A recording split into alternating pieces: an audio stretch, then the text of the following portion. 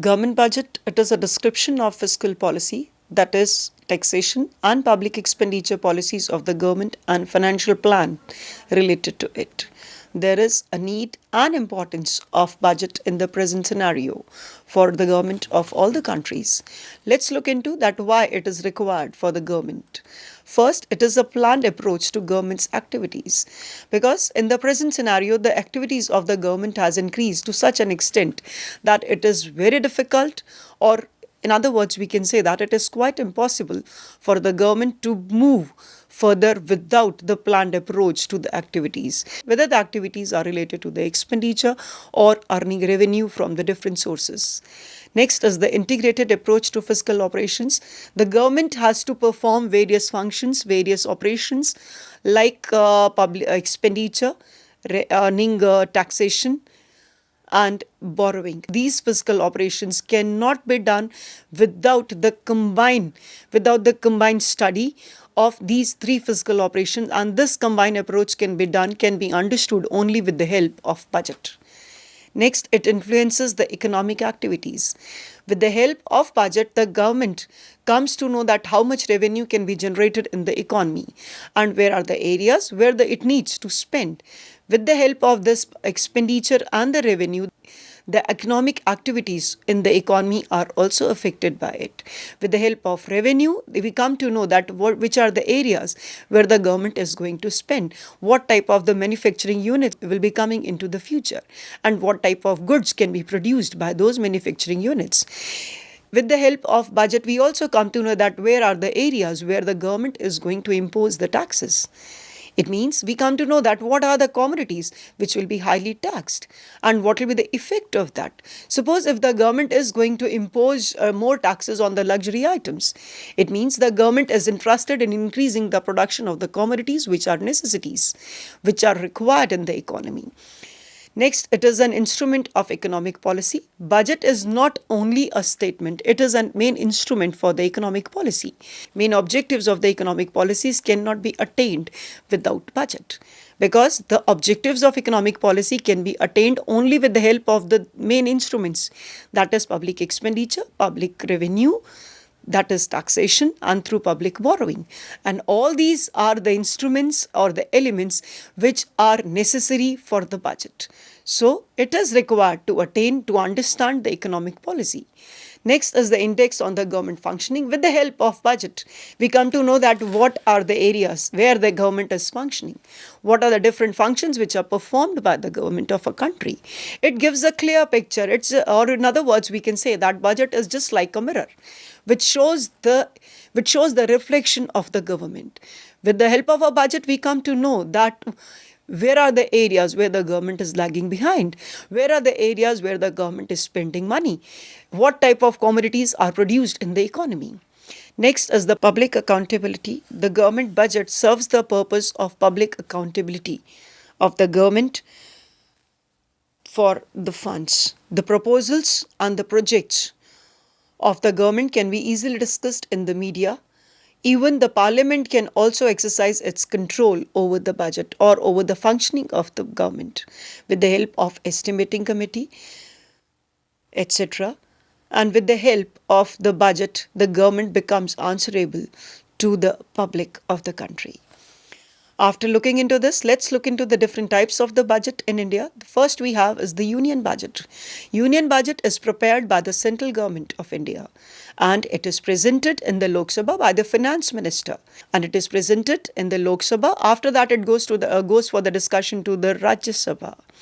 After that, it becomes public. Next is the state budget. State budget is that which is presented in the state legislative assemblies, and it is presented by the state finance ministers. In the state budget, it is related only to the different proposals related to the income and expenditure of the government of the specific state. Next is your plan budget. Plan budget says that it is a budget which generally tells about the different budgetary procedures which can be undertaken by the various departments of the government in the coming year. Next, we have the performance budget. Performance budget is generally prepared by the various departments of the government. which discuss about what are the achievements, what were the achievements of the different departments in the previous year, and how they are going to compensate for the losses, for the deficiency in the specific areas. Next, we have the supplementary budget. Supplementary budget is that which is prepared by the government to meet unforeseen emergencies, which is prepared by the government to meet any natural calamity or the man-made calamity like floods, earthquakes, or the wars. Next, we have the zero-based budget. Zero-based budget is a new concept in which we consider the nothing from the past. We consider revenue and the expenditure starts from zero. In this, we consider everything new. We don't consider anything from the past. We don't consider even the savings from the past. That is a zero-based budget. It's a new concept. After this, we can look into the structure of the government budget. The budget can be divided into the main two categories. We have the revenue budget and the capital budget. Revenue budget includes the revenue receipts and revenue expenditure, whereas the capital budget includes capital receipts and expenditure. Let's classify the budget receipt. First, we have revenue receipts, and second, capital receipts. Revenue receipts are those which do not create any liability or reduces any asset. These are the receipts which are generally created by the government through tax and non-tax revenues, through direct taxes or indirect taxes. Whereas we have the capital receipts. Capital receipts are created by the government by accepting the liability or by disposing of any asset of the government. Say by adopting the disinvestment for any public enterprises. That is a capital receipt. Let's classify the budget expenditures also. We can classify the budget expenditures into the various categories like the plan and non-plan expenditure, revenue and capital expenditure, developmental and non-developmental expenditure.